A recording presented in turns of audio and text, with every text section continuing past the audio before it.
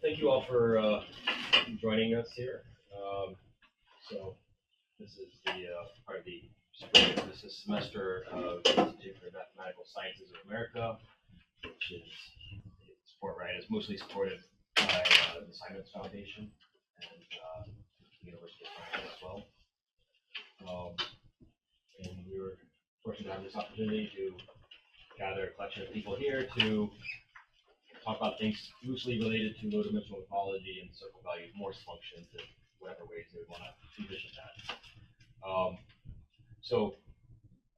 Maybe before the next talk, we'll talk a little bit about some other logistics and things like food and whatnot. But for now, I think we might as well get started with Luis Valdez and telling us about the Kakimizu complex for genus 1 hyperbolic knots in the 3-sphere.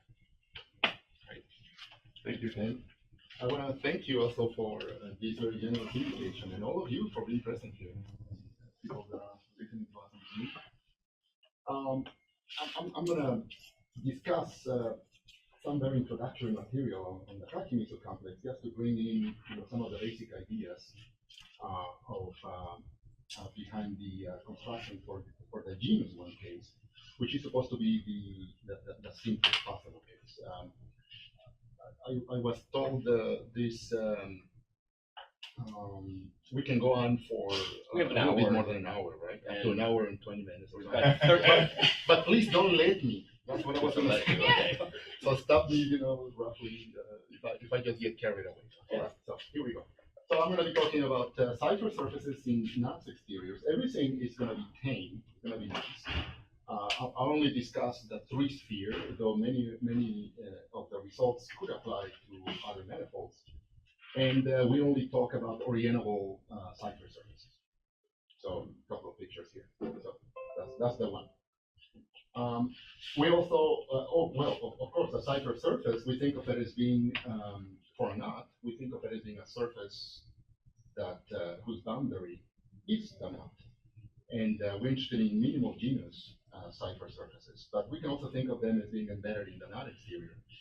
And we're going to go back and forth between the two.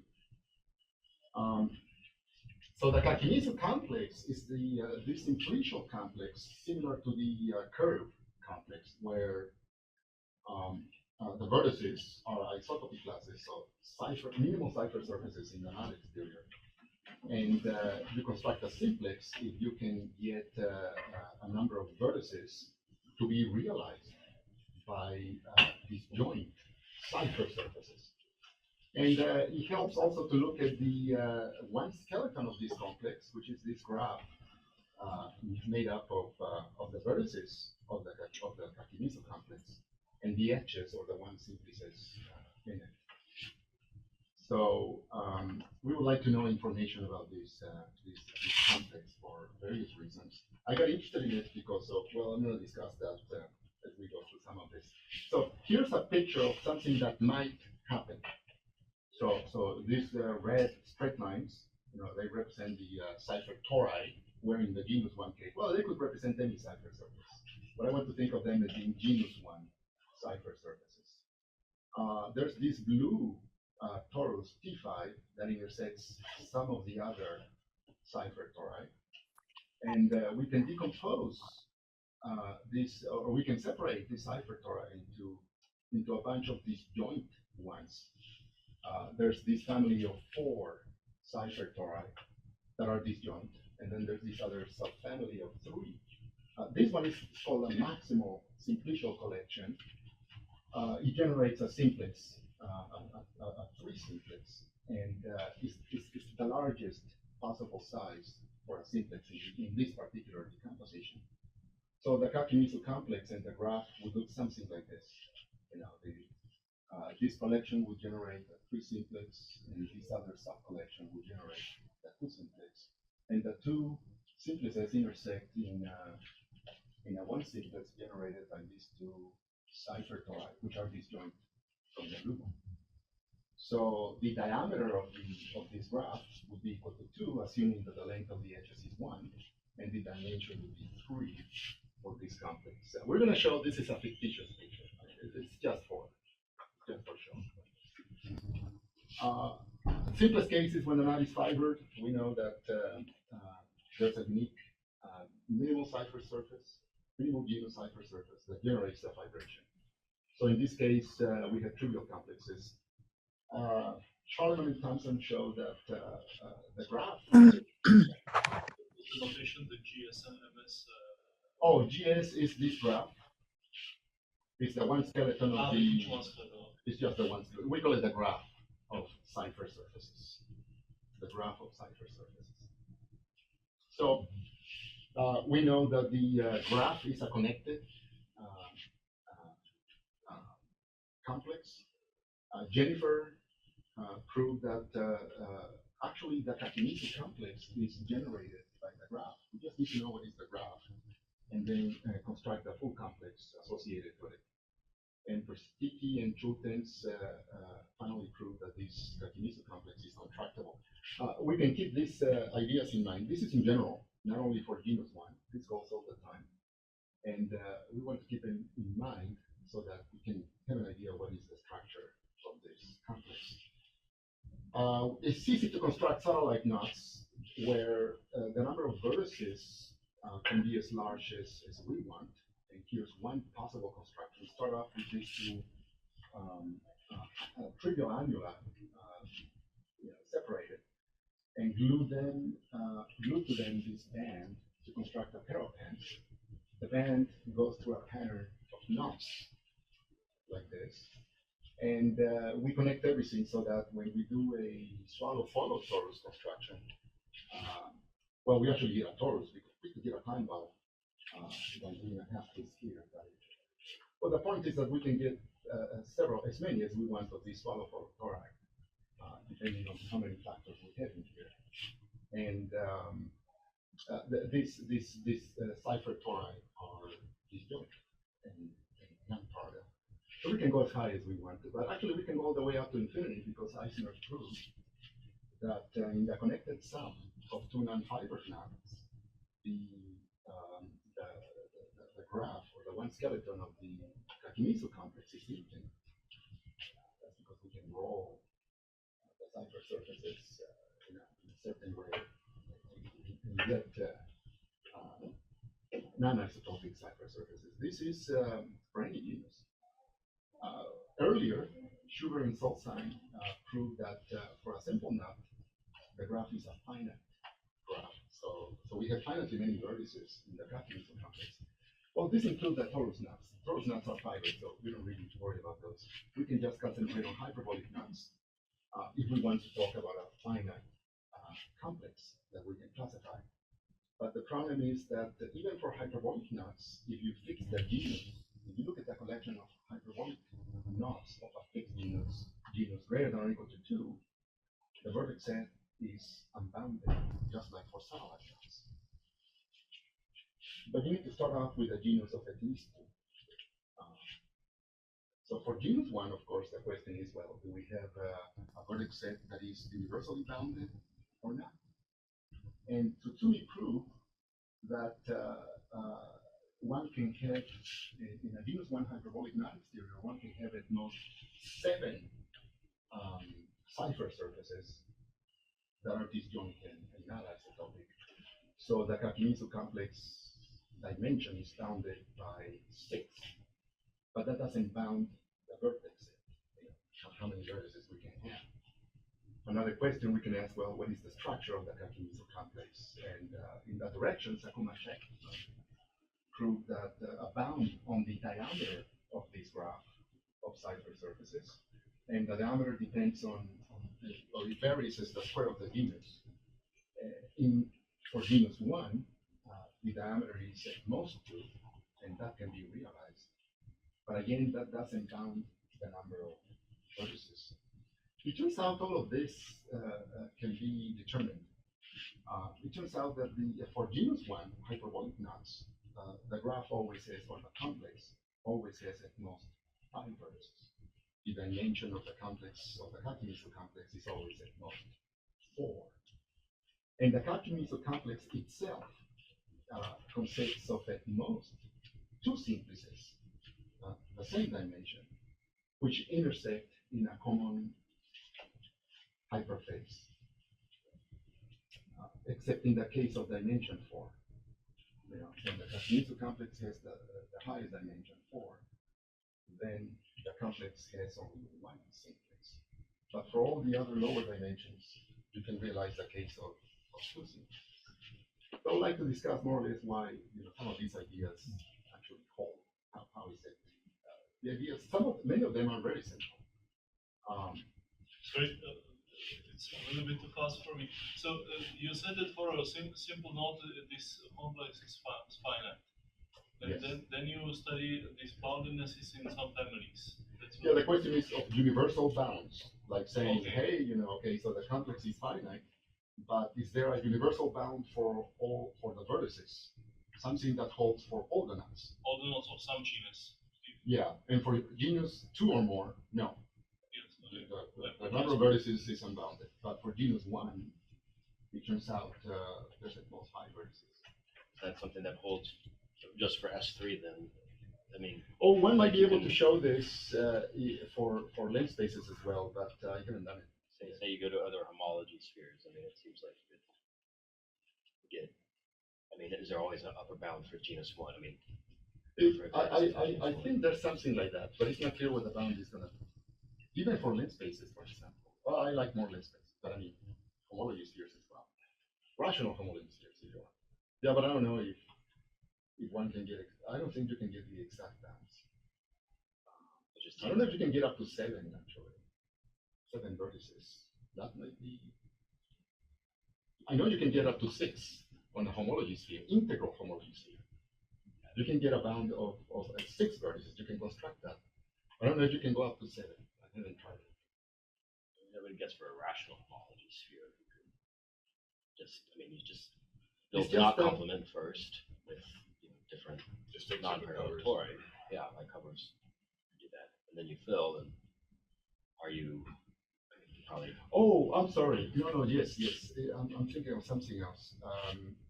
The origin of these bounds has to do with the type of manifold that contains the knot. And one of the hypotheses is that if the manifold contains a genus 2 closed surface, it has to compress. You need that. So everyone has to compress. If you have that condition, then you get these bounds. Without that condition, no bound exists. You just pile up pieces together and you get a manifold. A very nice manifold, but with arbitrarily many Cipher surfaces and a hyperbolic. Still potentially for that manifold there's still a bound potentially. Oh yeah, this is unbounded. This is going to be unbounded if you don't put the condition of if you don't put genus 2 incompressible. Without that condition, nothing. There's no set. It's really a construct. That's why I was thinking of length spaces. That would be another place where you could do that. But there should be other places where you can play this. So let's see. So that means this picture is wrong. The Kakimizu complex has 2 simplices, but they don't have the same dimensions. That's a problem. There's other problems here, but anyway. So how do we construct some examples, some quick presentations here? Start off with a standardly embedded genus 2 surface in the 3 sphere. This is a torus with kind of like a tunnel drilled through it, and then we draw this trivial knot on its boundary, and we start twisting. We twist over here and we twist over there, and we get that picture that you have in your office. One of these knots, well, we get a Montesinos knot, and one of them is a figure knot. But if the full twists that you get in here are at least 2, then you actually construct a hyperbolic knot, genus 1, with 2 Cipher surfaces exactly. And the Kakimizu complex is very simple in that case. The structure looks kind of like this. We're going to go through all these pictures, but these are called simple pairs. So the 2 Cipher surfaces divide the exterior into 2 handlebodies with a certain structure. And that structure is fundamental. So it appears constant. Here's a more interesting example that still can be drawn. This is dimension of the Kakimizu complex equal to 2. That means you can get 3 disjoint Cipher surfaces. And in this case, the complex has two simplices. So it looks like this. Well, that's the graph. It looks kind of like that. You need to give it at least a couple of full twists over here. And that means that we get a knot with at most, what is it, 14 plus 12, about 26 crossings, probably less. So this is actually, you know, a very simple knot, but it has a very complex structure, relatively speaking. We're still in dimension 2. Can we go to dimension 3? For dimension 3, we have to do other constructions. We need to construct something that is called a basis there. Start off with a standardly embedded handle body in S3 and draw a circle that separates the boundary and that is disjoint from these two blue circles. Those blue circles are basic in the handle body. They are related. They generate a basis of the Van Mel group. And I started with 8 arcs on the right side, 8 arcs on the left, and we need to connect them by some pattern. And depending on the pattern that you pick pattern 2, then you get this knot, which is a trivial knot, the way it is given.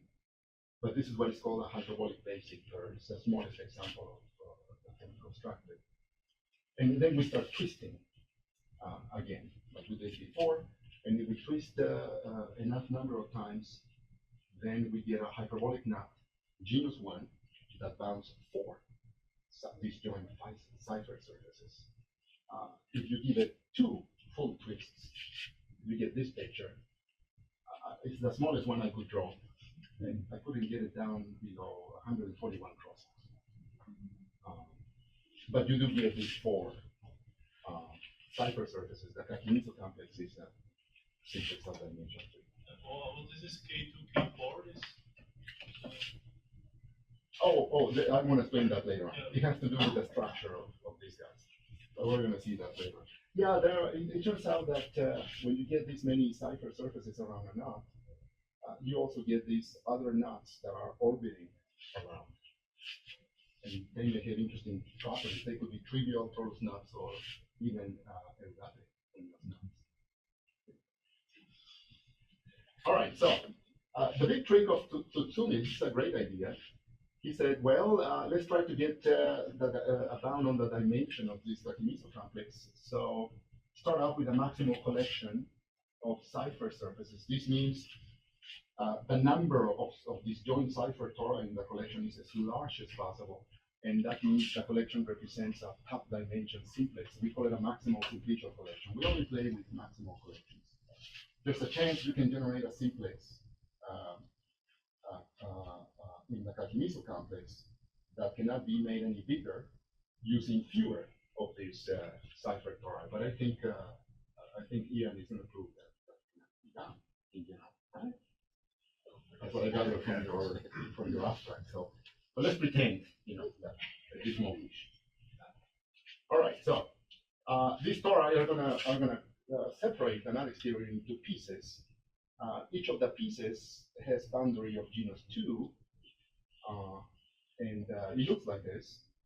There's this, the boundary is the union of 2 of these ciphertori along the slope of the longitude of the knot, which separates the boundary. So it looks kind of like this. Of course, you don't need to look only at adjacent tori. You can look at a region between any 2 tori you want. And if you do that, well, you get a similar picture. And we call these guys pairs. This region, along with the longitude circle on the boundary, the separating longitude, we call it a pair. A bit more restrictions, but that's good enough right now. Of course, when the knot K is hyperbolic, these regions have to be atoroidal, and therefore they have to be either simple bodies, or else their boundary has to be incompressible. Also, because the collection is maximal, in one of these regions, between consecutive tori, you cannot put in an extra ciphertors. That extra ciphertors has to be parallel to one of these 2 guys, or adjacent guys. So what Tsutsumi said is that, well, if the region between 2 tori is a handle body, and there's another ciphertors in between, that ciphertors has to boundary compress, and it has to boundary compress to one of the sides, producing an annulus that is not parallel to the boundary. This annulus co-bounds a solid torus, so that this annulus runs several times around the solid torus. And the core of this solid torus is called the core nut of the region. You can push this solid torus to the interior, and then it will look something like this. And that's how you get these orbiting other nuts around your hyperbolic region. They are the cores of this torus over here. Because this region is a product, it turns out that no matter what these two tori are, there are no other Cipher tori that can live in the chair. And the actual picture of one of these regions, it looks like this. So this region over here will be a handle body. The circle J will be a separating curve. And there will be this disk in the handle body that cuts the separating curve into 2 points.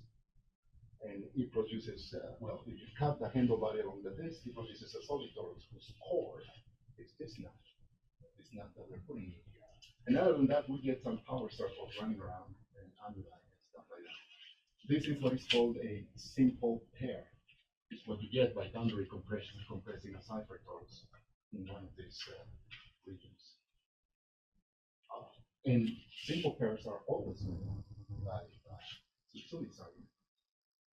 So that means that if you can ever get a picture like this, you know, 2 Cipher tori, and in one of the regions generated by the 2 Cipher tori, you see several Cipher tori, like 3 or more, then this region cannot be a handle body. I mean, the region co-bounded by these 2 Cipher tori on top, it cannot be a handle body. Because this, on this side, you don't have a minimal pair, since there's at least 1 Cipher torus here. So this cannot be a simple pair. Simple pairs are minimal. And therefore, these torus cannot boundary compress to this side. And it also cannot boundary compress to the other one. So that's not a handle body. So you want to have a handle body there, then you need to get at most 2 Cipher tori. This case of trying to see what happens if you have a handle body or not is important, because this is the place where S3 kicks in. The union of these 2 tori produces a Genus 2 surface in S3. I mean, you can just shrink K down to a point. You get the union of the 2 tori, and that's a surface in S3, so it has to compress.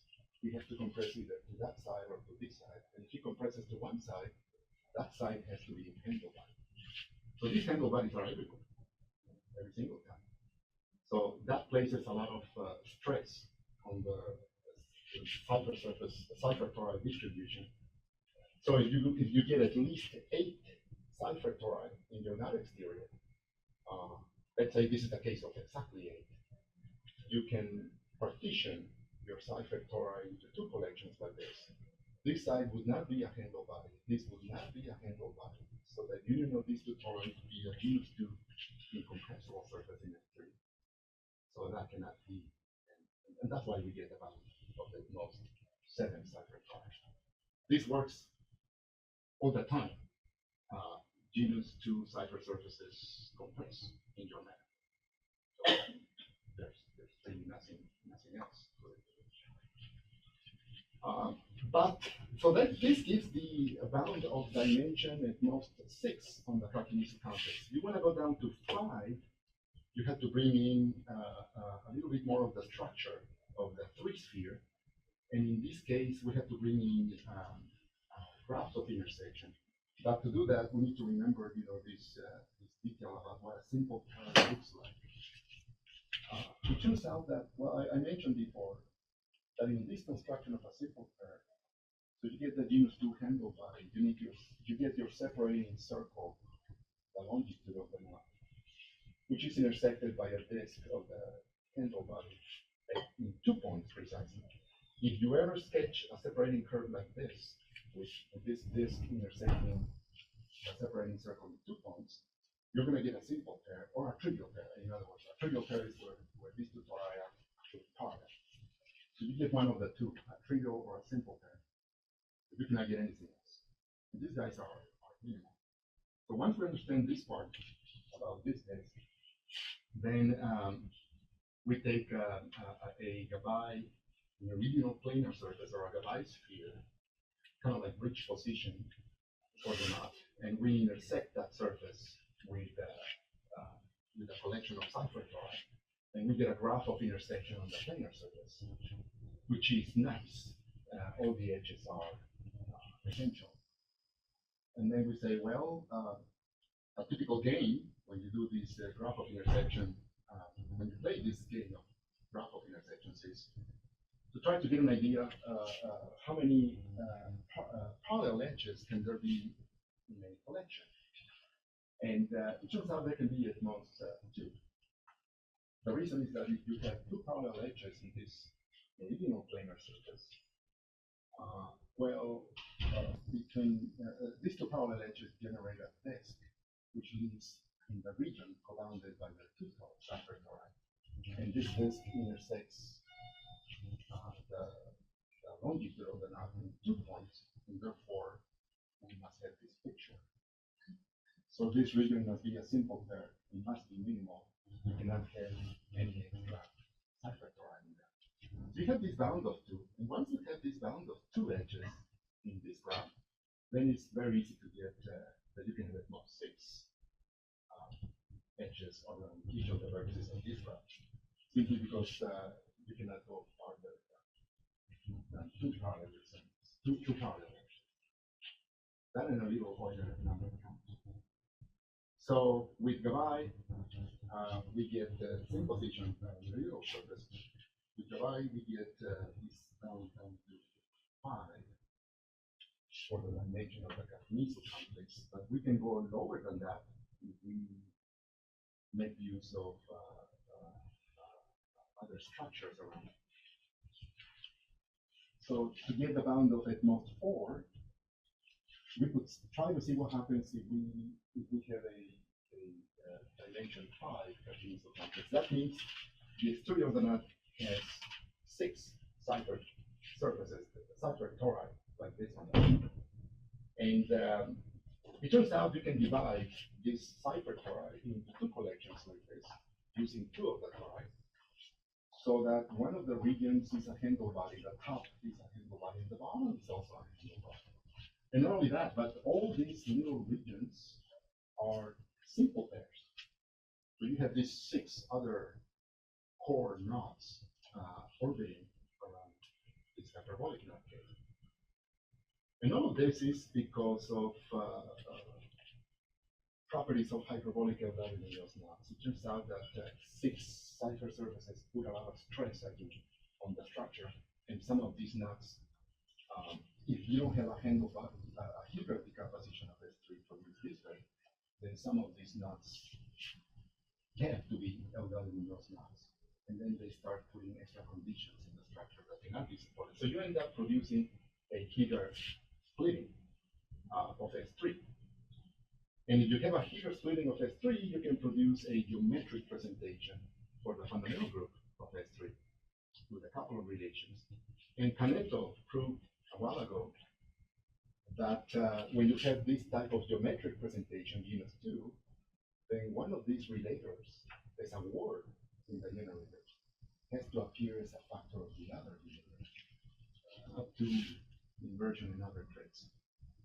And we have so much information about these structures that it is possible to obtain this geometric presentation.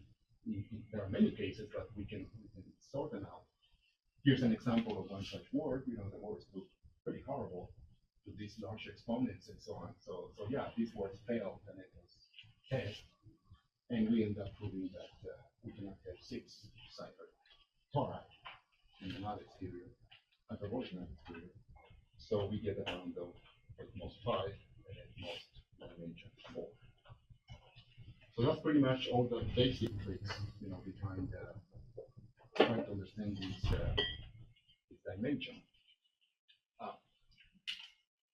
But we still haven't bounded the number of vertices in the Kakimizu complex. There could be, these are disjoint ciphertori. There could be other ciphertori that are intersecting this collection. There could be plenty of those. So we still have to worry about that. We need to find more about the structure. So here's the picture that we're going to be playing with. Pretend that we have something like this. So we have this maximal collection of 4 ciphertori and an extra torus that intersects. This is just to give us an idea of how this may look like. And when we start looking at the how this blue cipher torus intersects the other collection, we start realizing that we can produce lots of annuli in these regions. Well, not lots, but some. So this represents an annulus that has one boundary component of one of these torus and another boundary component on the other. And this type of intersection will generate actually three. One of them is very clear. I mean, this piece over here kind of looks like an annulus. That would be this one. But the other ones are more like induced. There's even a simple term generated by this type of annulus that goes from a torus to itself. So you have to, we get lots of these annuli, and we call them spanning annuli for the regions. So the question is, well, maybe if we look at this spanning annuli, we could, I think that you're also going to look at that, right? Annuli that connect a cipher surface to another, something like that. So again, all of this is going to be extended to general unit, I think. So we make this formal definition of a spanning annulus, and it turns out that so again, the annulus runs between two ciphertors. They don't have to be consecutive, as long as the annulus is incompressible. And this is how the boundaries of the annulus would look like. It turns out that having a spanning annulus again puts a lot of stress on these regions. And there's at most two spanning annuli that you can construct up to isotopy in any one of these regions. If you get exactly one isotopy class, you say that the index of the region or the pair is 1.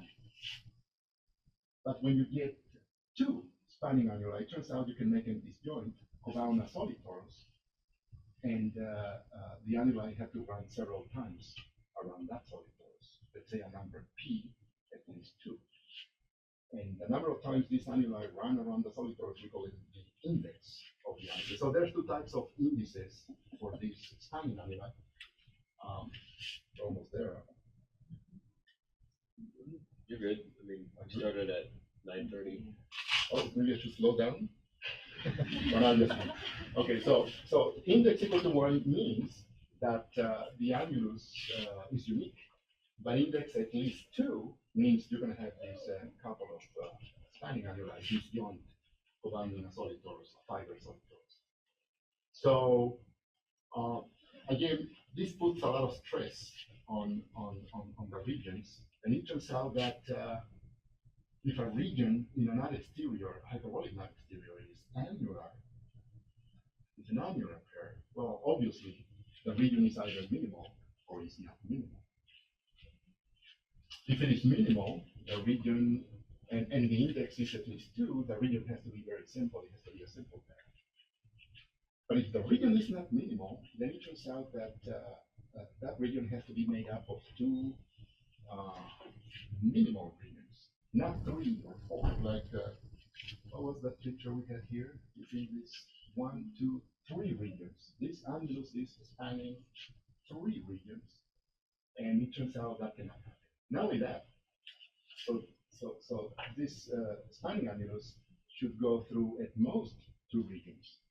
One of the regions has to be a simple pair, and the other one has to have index 1. And one of the issues is whether this region over here, the index 1 region, is a handle body or not. This one is a handle body because that's a simple pair, so that's automatic. But having a handle body or not in here makes a whole lot of difference. The case of a handle body is actually handled.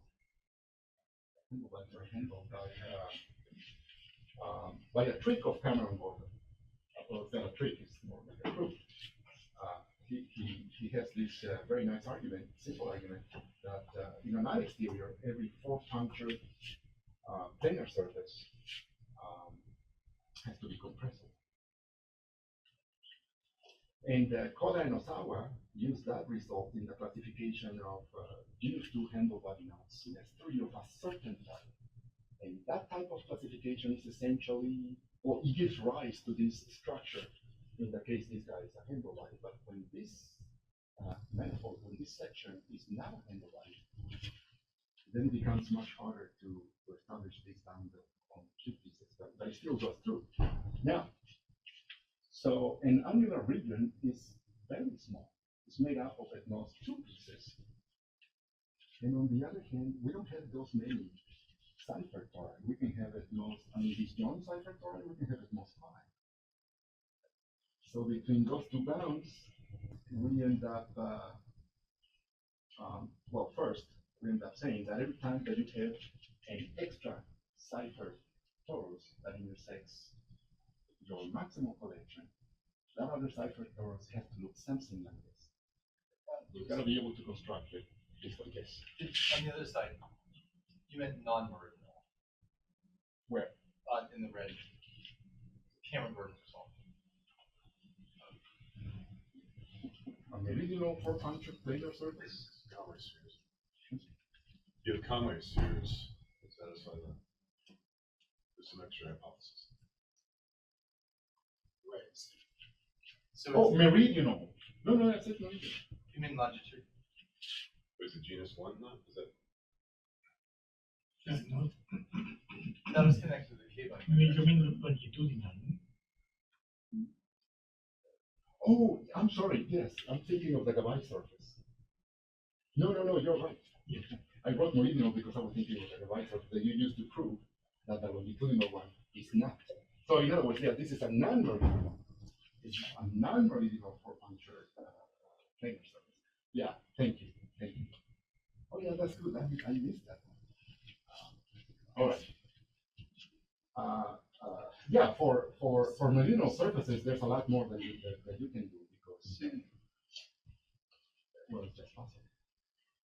I'm sorry, so I was totally distracted by all that. Can you say then what the connection is to what you were talking about? Oh, you mean to this? Yeah.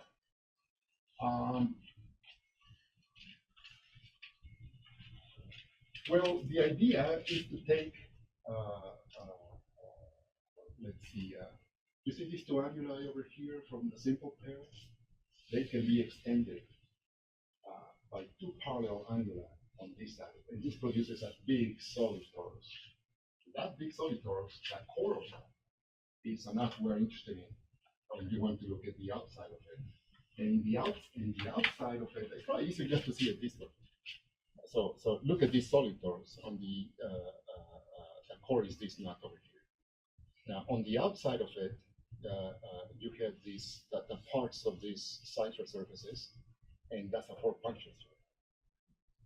So that has to compress in the exterior of this knot. The slope is non-integral because this annuli runs several times around the knot. So the planar, what is it? 4-puncture sphere that you're looking at is this. Okay. Thank you. And then you say, well, that can compress to one side or to the other, and that's where the argument begins. Thank you. But that game can be played when this is a handle value. When it's not a handle value, there's other issues. This is still interesting, but there are other issues. All right, so this is the only way we can construct a Seifert torus that intersects our maximal collection. It has to look something like this. So every time that we have a region, an annular region that is not minimal, we can construct an extra Seifert torus. So, but again, this puts a lot of stress on the maximal collection because we can have at most 5 ciphertors in the maximal collection. So there may not be a whole lot of these types of regions that can produce extra ciphertors. And it turns out there's only one. If you're given a maximal simplicial collection, then for that maximal simplicial collection, there's at most one non-minimal annular region that looks like this. And that pretty much produces all the values that we have to get. That says that there's at most one extra cipher torus beyond the maximal simplicial collection. It gives a bound on the number of vertices of the graph. Because if a maximal collection has n elements, then there can be at most one more cipher surface, and so therefore we have this found. Now this number n, the size of the maximal collection of ciphertori is bounded by 5.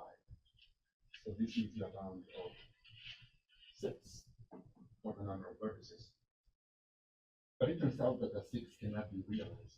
Well, here's a picture of roughly how this would play if we have an extra ciphertorus that intersects a maximal collection.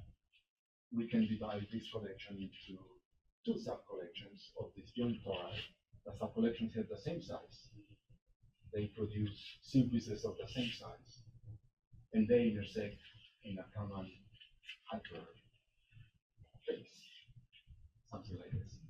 So this is the only thing that can happen, essentially. And what this says is that to understand the structure of this Kakimizu complex, it's important to have a good idea of the structure of these annular pairs and the handle body pairs, or at least the minimal ones. The minimal handle body pairs can be easily classified, by just taking this manifold, where we take the handle body, add on a 2 handle to the separating circle J, the one that represents a longitude. And by certain, we get that we have these 3 options. This manifold is either Cipher in the form of cable space, toroidal or hyperbolic. And these 2 cases correspond to index greater than 1 or index equal to 1. The hyperbolic case is like the example we constructed earlier with those, the 141 crossing knot that we found earlier. So using these ideas, we can actually prove that when the dimension of the Kakimizu complex is 4, so that's the largest possible dimension, there's only one simplex, and therefore we don't get to have 6 vertices. We get only the 5 vertices of the one simplex, and there's no extra ciphertorus to produce 5 vertices, 6 vertices. So, so why is that? Well, again, if we pretend that we have a dimension 4, so we take our 5 disjoint ciphertori maximal collection, and then we also pretend that there's an extra ciphertorus. The extra ciphertorus produces this this type of decomposition, and it turns out that when you have 5 ciphertori, each of these pieces, 5 pieces, have to be handle bodies. And this side, of course, is the one that is the simple pair, the index greater than 1. This side is index equal to 1 for the primitive pair. And the question is what happens everywhere else. At the top, we're going to have a handle body. So from here to the top, that's just a genus two handle body. But at the bottom, we can prove that's also a genus two handle body. Not only that, but all these regions have to be simple as well. So you end up having these 4 orbiting coordinates of the simple pairs around the nut cave. Even more, because of the structuring here, it turns out that these 2 nuts have to be Mario's nuts. Mario's nuts. I call them Mario's. Mario's is too long. Right? Yeah, they have to be Mario nuts. And the extra part is that the core of this pair, which is the one that produces the extra ciphertorus, that one has to be either a trivial or a torus nut. And all of the structure produces a figure decomposition of the free sphere. And that's just too much. Again, things break down. It turns out that this is actually possible. This trivial torus nut condition says you can construct a circle on this genus 2 surface that bounds the handle body. You can construct a circle disjoint from these 2 guys, which is either a primitive circle on this side or a cipher circle on that side. And it turns out that that's just not possible to do if you're in S3. So that shows that again the argument is involved, simple but involved, And that says that we cannot get two simplices when the dimension is equal to 4. Okay, so so we get our bound. We always have at most 5 vertices in the Kakimizu complex. And what about constructing 5 vertices? You know, how do we do that? How do we construct this high-dimensional Kakimizu complex? And I don't have pictures for these nuts. I don't have pictures for many of these nuts. I suspect they are not that simple. I haven't even tried to look at them. But the idea of constructing 5 Seifert tori, and not hyperbolic knot that bounds 5 disjoint and non-parallel Cipher tori, is to take this failed example. When we were trying to find the bound of at most 5 Cipher tori, we said, well, if we could get 6 Cipher tori in S3 for a knot in S3, they would look like this. We would get this handle-body decomposition. But then checking the details, this figure splitting does not correspond to the freeze figure somehow. But we can play tricks with this. Oh, by the way, yeah, you can modify numbers and the way things are glued and put together, and you can make this happen in an integral homology sphere. You can use this construction to produce stuff. You can also, I think you can get length spaces, though I haven't tried it, or I haven't succeeded, rather. I have to look at that in more detail. Well, the idea here is to get the 5, only 5, in S3, is to toy with some of these knots. And, well, this is a knot that produces an annular pair of index at least 2. You can do surgery on it so that this annulus becomes index 1, and then these 2 Cipher tori become parallel. You just do surgery at distance 1 from that stuff. These are annuli, by the way. Don't want to get too much into that detailed picture. Simple there. But it is possible to do surgery on this knot, whatever this manifold is, and turn these 2 guys into parallel tori. And then by adjusting other parameters, you can make this picture take place in S3. And because of the decomposition, because of the simpleters, this knot K at the center is going to be hyperbolic. And you're going to get your Kakimizu complex with dimension equal to 4. Oh, and in these examples, which are actually realized, these 2 knots, this one and this one, have to be Mario knots. Or you want this one and this one. So that means you have access to constructing this knot by looking at Mario knot. You need to look for a Mario knot that has another companion next to it, another Mario knot around it, and then search for someone in the middle. And I think that's how you guys constructed examples like this, right? You and Enrique. Yeah. So that's interesting. How about dimension 3 and 2 simplices? And this is actually a very hard example to build, because in general, if you have 4 Cipher tori disjoint, there's no reason why all these regions have to be handle bodies. But if you want to have 2 simplices, then it turns out all the regions have to be handle bodies. This is the part that produces the extra ciphertors. And then you can prove that this bottom also has to be a handle body, which means one of these 2 guys has to be a simple pair. But there's no reason why both have to be simple pairs. So the only example I can construct is when both of these regions are simple pairs. So the important thing is that, yes, we can construct this example, and then we get these 2 simplices in the Kakimizu complex. All the other cases of smaller dimensions can be realized in 2 different ways. The region that produces the extra cipher tors, this index 1 part can be a handle body or not. And if you want to get a region to not be a handle body, well, you're going to use Meyer's construction of excellent one submanifolds. So we can produce both dimensions, 1 and 2, using two simplices. And this looks good, you know. This is roughly all the cases that we can, for which we can construct examples.